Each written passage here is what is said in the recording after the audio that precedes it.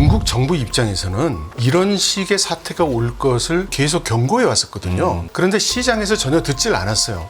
일부 부동산을 매입해서 네. 해결해 준다는 얘기까지 나왔으니 네. 이제 갈 때까지 간 겁니다. 더 이상의 정책은 나올 수가 없을 것 같고, 지방정부 부채는 뭐 세계의 미스터리라고도 불렸고, 그렇죠. 그동안 오랫동안 누적이 되어 온 문제인데 더 이상 견디기 힘든 상황에 온 것은 틀림없어 보입니다. 실업 문제는 지금 굉장히 어려운 상태에 있고 아주 참혹합니다. 정부도 뾰족한 방법을 못 내고 있는 상태라고 할 수 있습니다.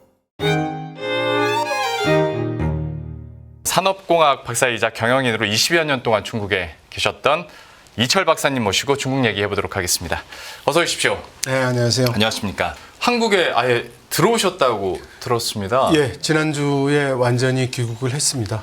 특별한 계기나 뭐 결심이 있으셨어요? 예, 좀 제 집사람도 이제 그 고용 계약이 끝났고, 네.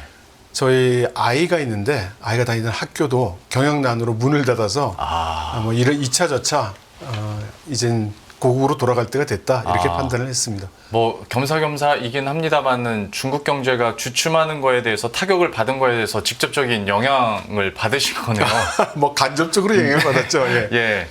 그러면 글쎄요, 감정이입돼서 더 명확하게 말씀을 해주실 예. 수도 있을 것 같고, 저희가 중국 얘기를 한번 해보도록 할 텐데, 사실 중국에 대해서는 뭐 불안감들도 많을 뿐더러 항상 뭐 중국 경제하면 문제점으로 꼽히는 것 중에 하나가 이제 부동산, 네.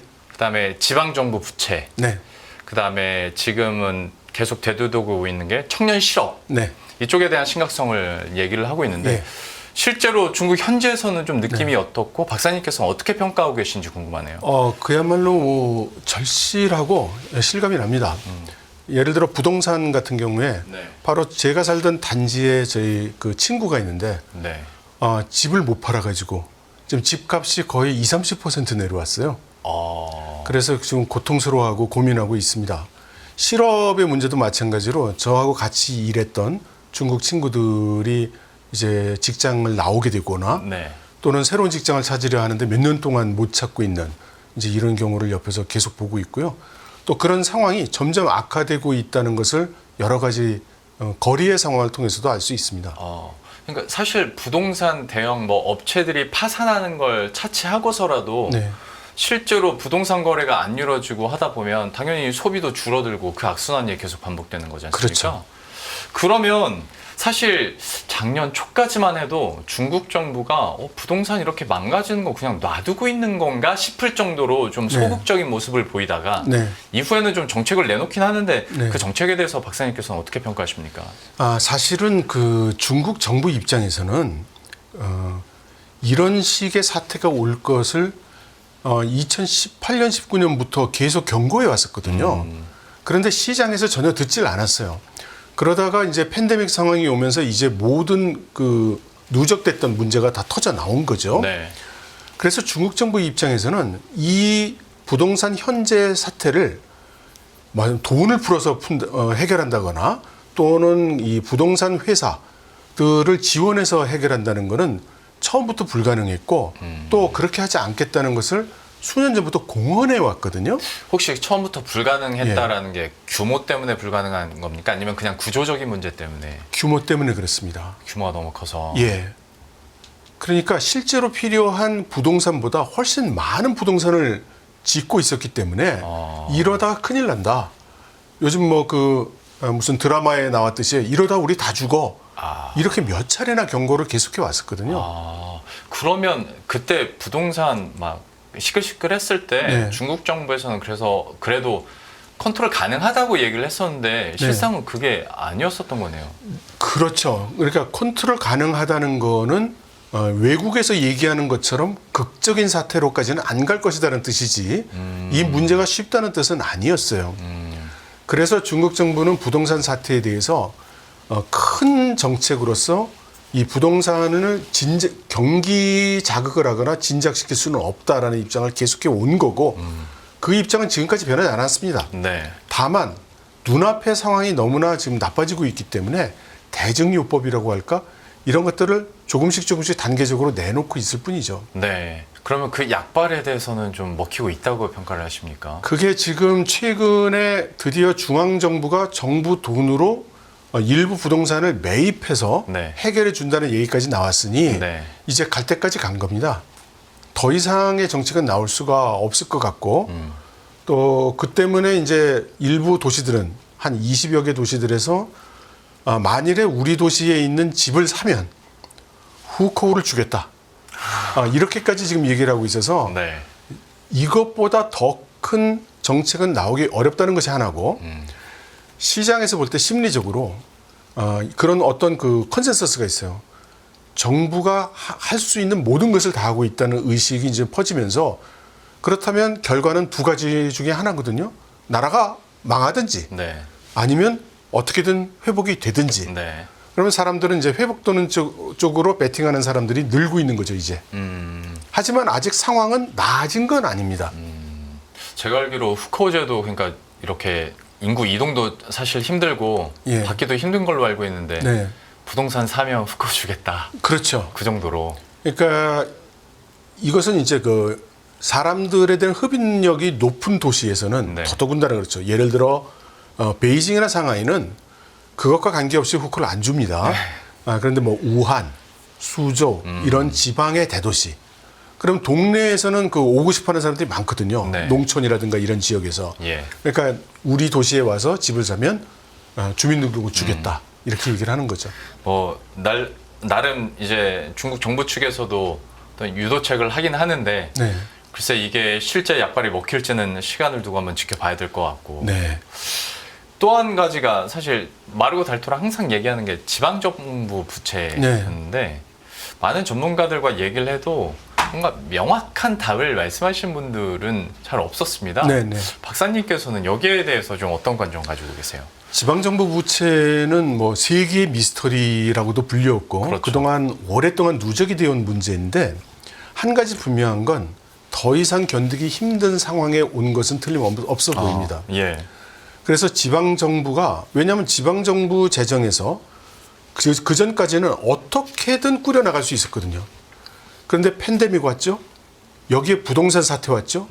그러니까 재정 수입이 엄청나게 줄어든 거예요. 네. 그러니까 그전에는 여기서 가져다가 저기 메꾸고 하는 식으로 어떻게든 넘어갔지만 지금은 이제 그럴 수가 없게 된 걸로 보입니다. 많은 그 지방정부가 그런 상황이 오다 보니까 이제는 직면에서 풀지 않으면 안 되는 상황이 온 거죠. 그래서 중앙정부가 지난 20년 동안 지방정부 부채는 중앙정부에서 해결해 주지 않을 거라고 공언해 왔었어요. 네. 근데 최근에 그 동향을 보면 결국은 중앙정부에서 해결해 줄 것으로 보입니다. 결정 난 건 아니고요. 근데 그럴 거라는 정책 방향을 시사하는 그런 움직임들이 지금 나타나기 시작을 했어요.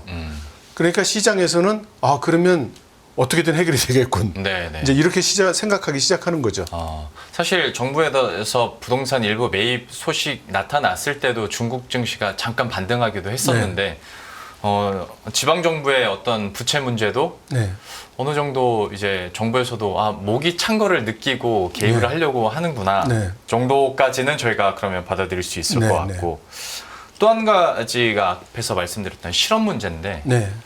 이거는 청년 실업 관련해서는 이것도 사실 좀 구조적인 문제 같은데 예.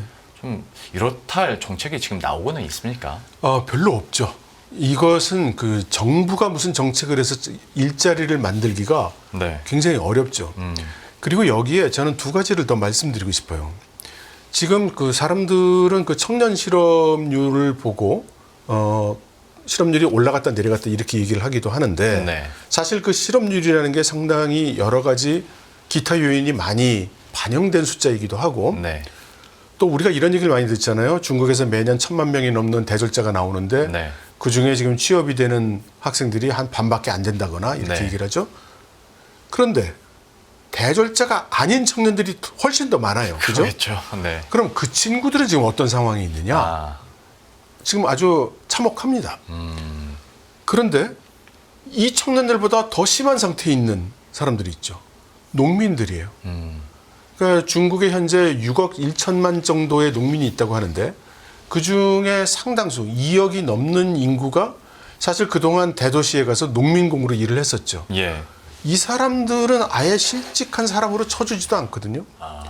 그래서 지금 우리가 눈앞에서 뉴스에서 많이 보는 대졸자들에 대한 실업난을 보면 네. 곱하기 몇 배를 하면 대학을 가보지 못한 젊은이들의 취업 상황을 짐작할 수 있고 여기에 다시 곱하기 몇을 하면 지금 잡을 갖기 힘든 농민공들이 어떤 상황이 있는지를 짐작할 수 있는 겁니다.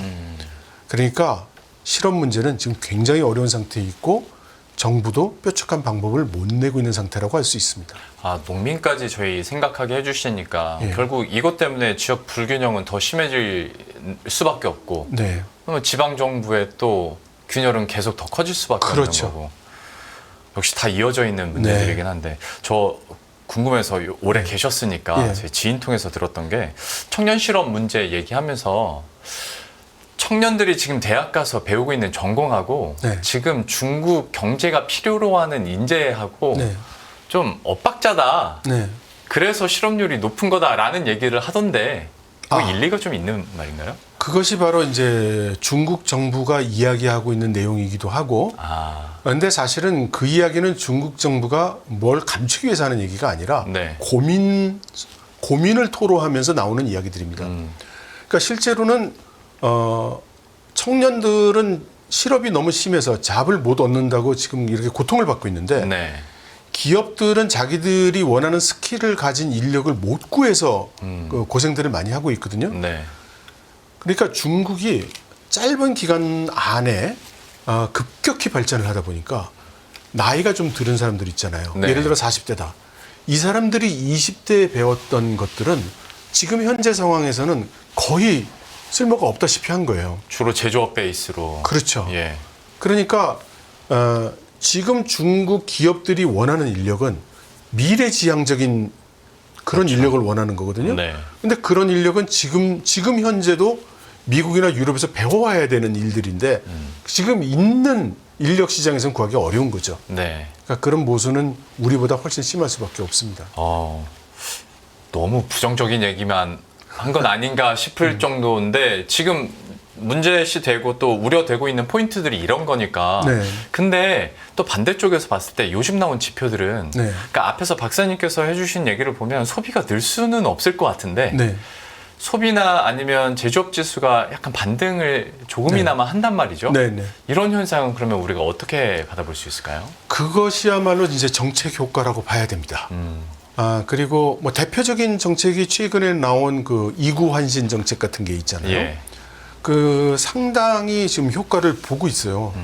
특히 이제 자동차 가전에 집중된다고 하지만 혜택을 받는 사람 입장에서는 당연히 액수가 큰 그런 혜택을 받는 게 본인한테 유리하겠죠. 그렇죠. 그러니까 테레비를 사는 게 아니라 자동차를 산단 말입니다.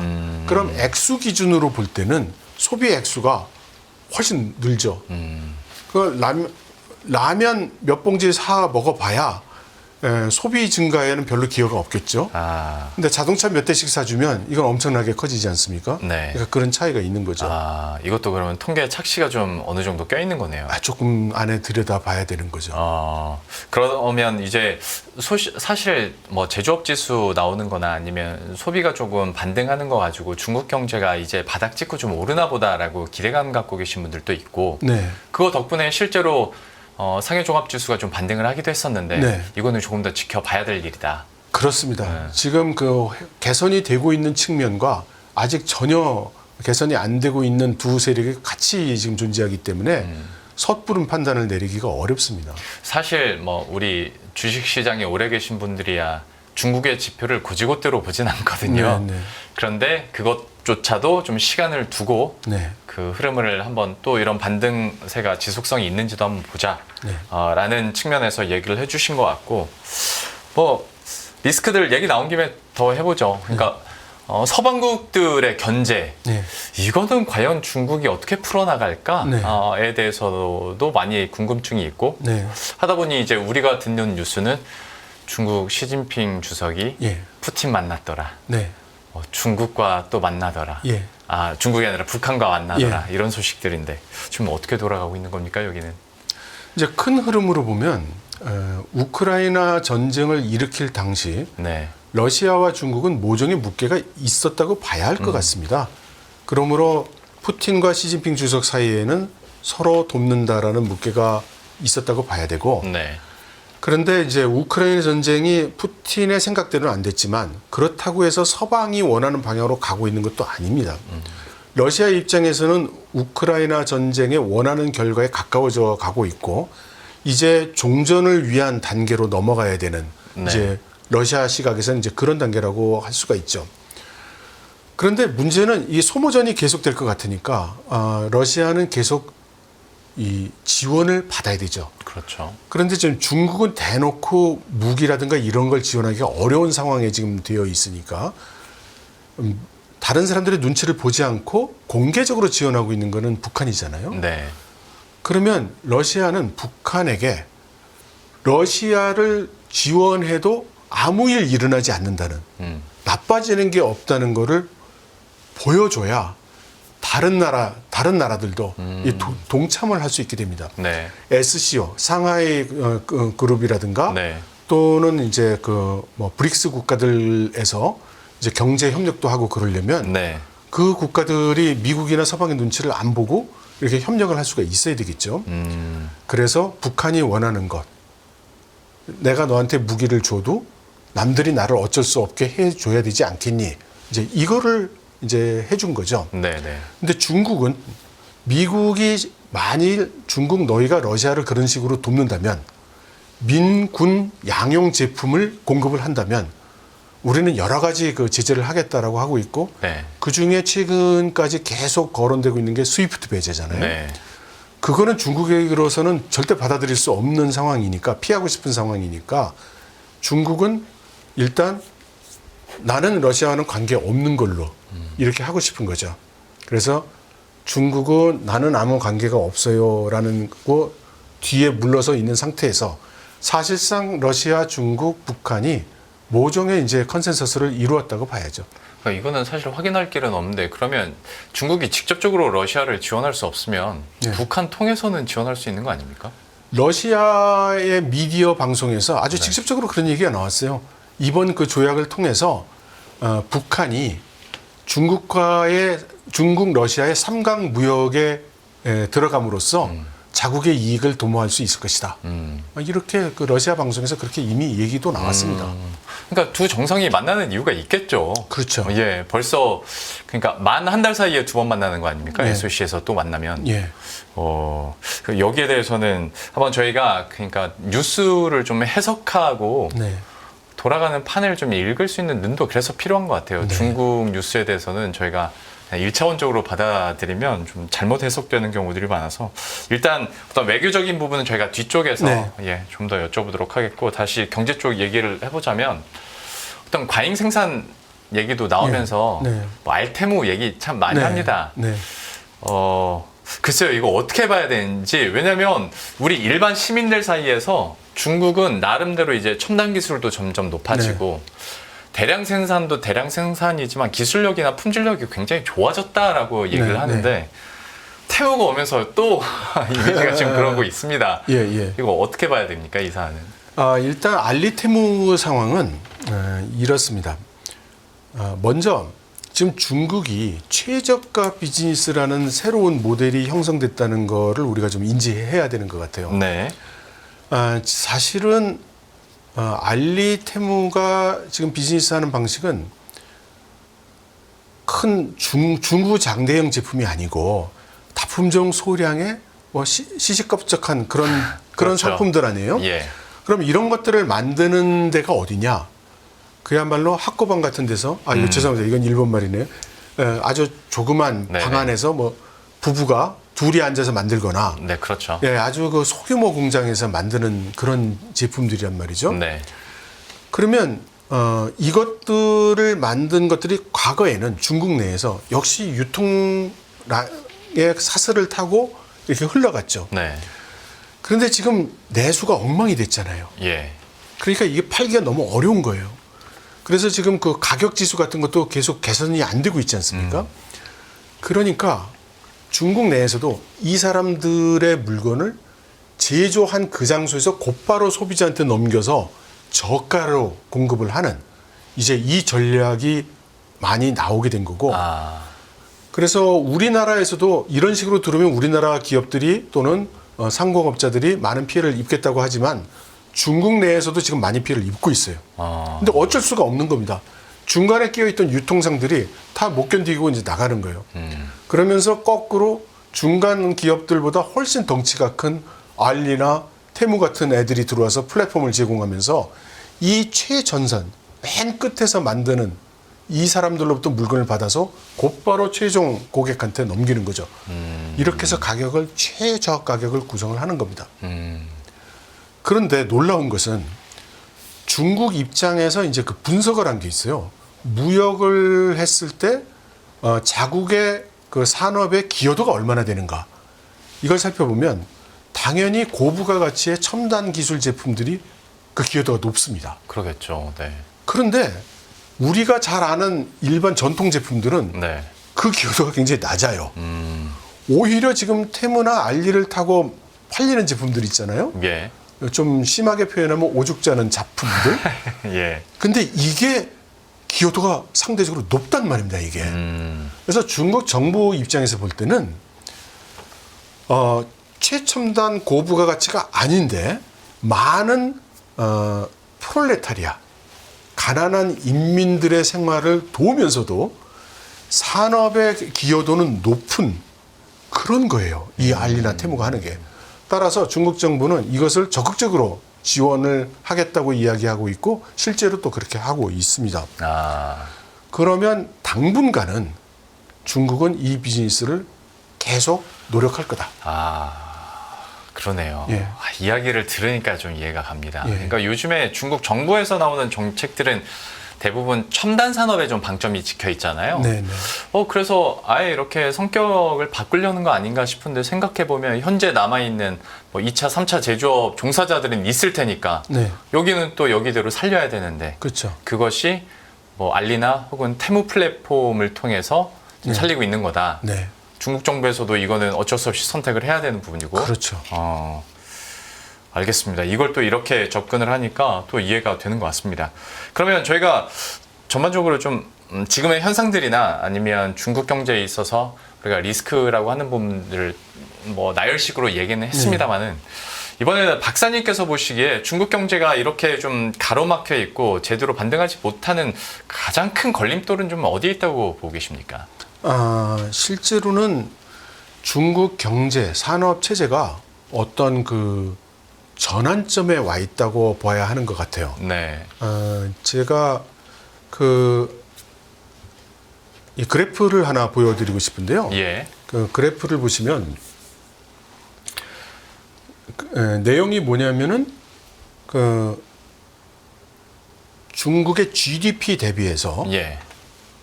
그래프를 한번 보여주시겠습니까? 예, 한번 설명을 해주시면 예, 저희가 지금 나왔네요. 예, 지금 저 선을 보면은 GDP 성장의 지금 소비, 그다음 지금 자본이라고 이제 되어 있는데 이건 축적 자본을 얘기하는 겁니다. 그동안 돈 벌어서 중국이 축적한 자본하고 네. 맨 밑이 이제 순수출인데요. 그러니까 무역 수지라고 보시면 될 것 같아요. 예, 수출한 거에서 수입한 액수를 뺀 그 숫자입니다. 그러면 얼마나 기여하고 있는가를 보면 소비는 그 빨간 라인이 싹 우상향을 하고 있죠. 예. 그런데 자본은 그냥 평타예요. 네. 그리고 순수출이 0% 미만으로 내려가고 오르락을 하고 있습니다. 네. 이게 무슨 뜻이냐면 중국이 수출 수입을 하는 그 무역 규모는 그동안 계속 성장을 해왔습니다. 그죠? 그러나 그와 동시에 중국 전체 GDP도 함께 성장을 했잖아요. 그렇죠. 그러면 중국의 전체 GDP에서 수출이, 무역이 얼마나 기여하고 있느냐 이렇게 보면 내수라고 할 수 있는 소비는 급성장을 하고 있는 반면에 네. 수출은 오히려 마이너스를 근처로 왔다 갔다 한다는 겁니다. 이게 언제부터 시작했는가를 보면은 2008년 정도에 그 시작을 했어요. 네. 이 시기가 우리 리만 브라더스 사태 났던 그 시기이기도 하고요. 네. 요거를 좀 돌이켜서 좀 생각을 해보면 우리가 1997년에 IMF 사태를 겪었습니다. 이때 뭐 젊은 분들은 기억이 없으시겠지만 전 세계가 중국이 위안화 절하를 할까봐 벌벌벌 떨어졌어요. 네. 왜냐하면 당시에 외환 위기가 몰리니까 모두들 자국의 화폐를 절하해가지고 선진국으로 가는 수출을 늘리려고 했거든요. 네. 근데 여기서 가장 덩치가 큰 중국이 자기 위안화를 절하를 하면 엄청난 사태가 오겠죠. 그렇죠. 근데 그때 중국이 위안화 절하를 하지 않았습니다. 그래서 많은 나라들이 감사합니다 이렇게 얘기를 했죠. 그리고 리만 브라더스 사태가 났을 때 중국이 당시의 GDP의 20% 가까운 소위 4조 위안을 풀어가지고 경기 내수 진작을 했단 말이에요. 네. 근데 이렇게 하면서 자기들이 관찰을 해보니까 아니 그동안에는 우리가 무역을 해가지고 수출을 해가지고 그동안 돈을 많이 벌고 산업이 발전을 했다고 생각을 해봤는데 점점 그 약발이 떨어지고 있다는 거예요. 그래서 지금 이런 식으로 가다가 큰일 나겠구나. 가만 보니까 한 10년 주기로 IMF 한 번 맞았지, 리만 브라더스 맞았지. 그럼 또 한 번 이런 사태가 나면 우리가 견딜 수 있을까? 예, 중국 공산당 내부에서 이제 이런 이야기가 나오기 시작을 합니다. 네. 그래서 중국이 그 가장 이 무역 비중이 GDP 대비해서 높았을 때가 71%였어요. 그래서 이러다가 한 번 더 맞으면 그때 큰일 나겠다. 그래서 중국이 이 무역 비중을 줄이기 시작합니다. 그래서 2016년 정도에 오면은 이게 한 38% 정도로 내려옵니다. 네. 근데 우리는 그걸 인지를 못해요. 왜냐하면 중국의 수출은 계속 늘어났고, 그렇죠. 예, 무역 규모는 계속 늘어났기 때문에. 그러나 중국의 경제 강요들 입장에서 볼 때는 전체 GDP의 성장에 비추어 볼 때 이 무역이 차지하는 비중은 계속 줄어들고 있었던 겁니다. 왜? 중국 정부가 그런 정책을 폈기 때문에. 그래서 중국 정부 입장에서는 지금 서방에서 니들 너무 수출 밀어내기 하는 거 아니니 이러다가 우리 다 죽겠다. 너무 잉여 생산하는 거 아니니 과잉 생산하는 거 아니니 중국 정부 입장은 우리도 알아요. 우리도 진작부터 알았기 때문에 그렇게 안 하려고 노력을 해오고 있는 중이야 이 사람들아. 이제 이런 입장인 거예요.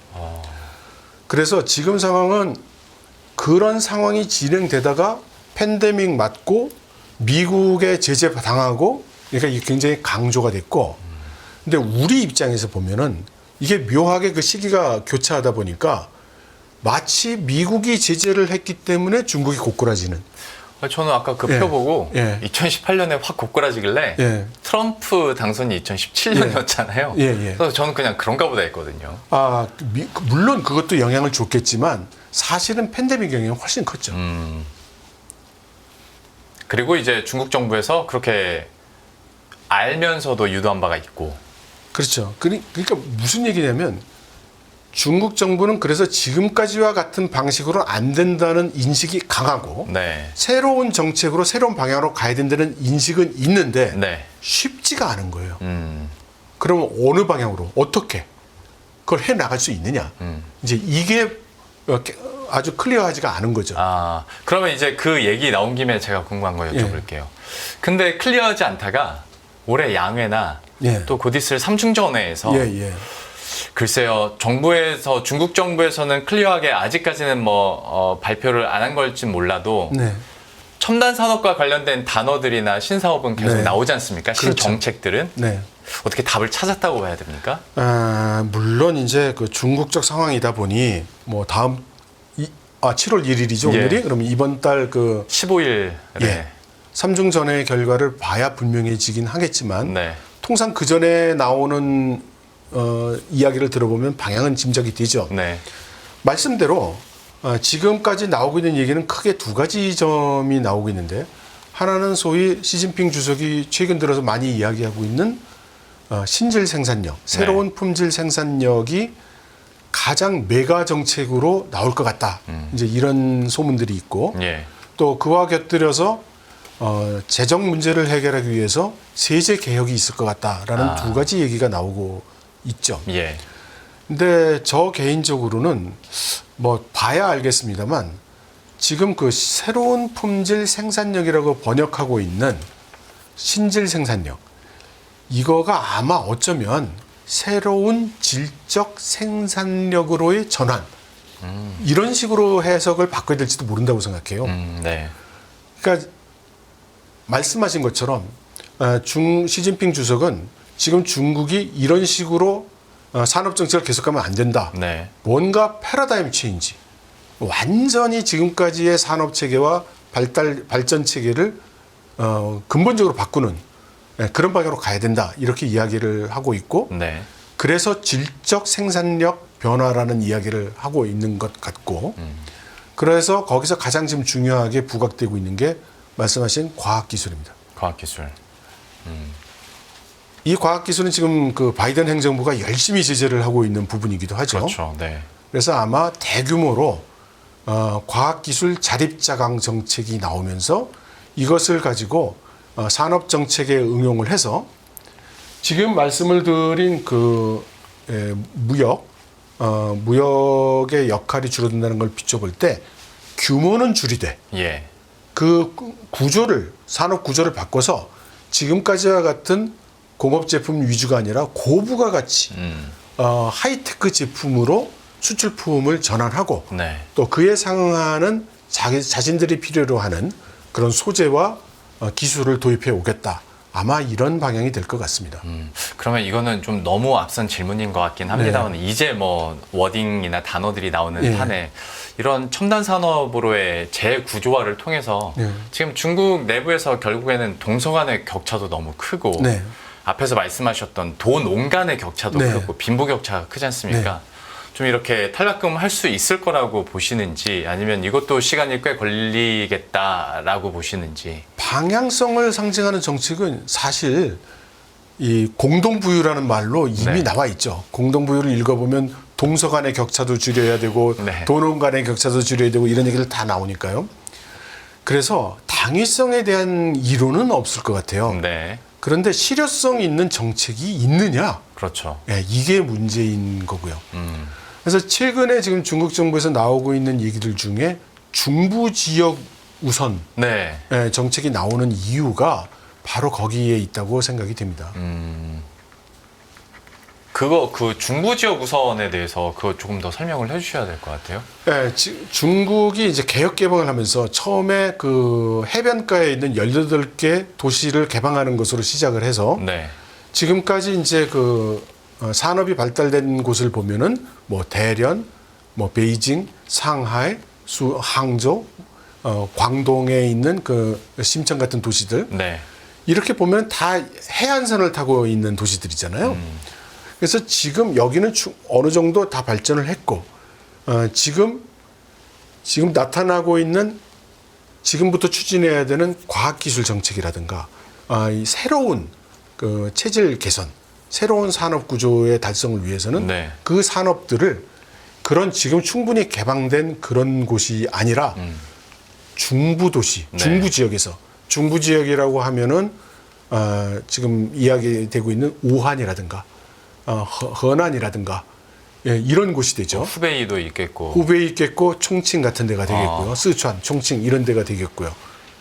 그래서 이쪽으로 투자를 유도하고 이쪽을 새로운 21세기형 산업을 집중적으로 개발한다는 그런 이야기가 되겠죠. 그렇죠. 그래서 중부 6개 성에 어쨌거나 첨단 산업 클러스터도 만들고 그렇죠. 좀 운송 플랫폼도 만들겠다는 건데 네. 이거는 어떻게 되는지는 한번 봐야 된다. 네. 그러니까 사실 이 방향성에 대해서 우리들도 이게 맞지라고 생각은 하겠지만 네. 과연 구조적인 변화가 실질적으로 일어날지에 대해서는 이건 미지수잖아요. 그건 아마 일어날 수 있을 겁니다. 어, 왜냐하면은 지금 그 하이테크 및 그 과학기술이라고 얘기하지만 예. 지금 중국에서 과학기술의 중심지가 어딘가를 보면 우리는 상품 기술을 주로 인지하기 때문에 네. 뭐 선전 같은데 상하이 그렇죠. 같은데 이런 데를 떠오릅니다. 그렇죠.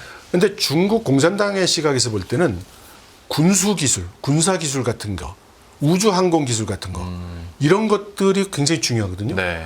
이런 것들은 다 지금 중부 지역에 그동안 계속 몰려왔죠.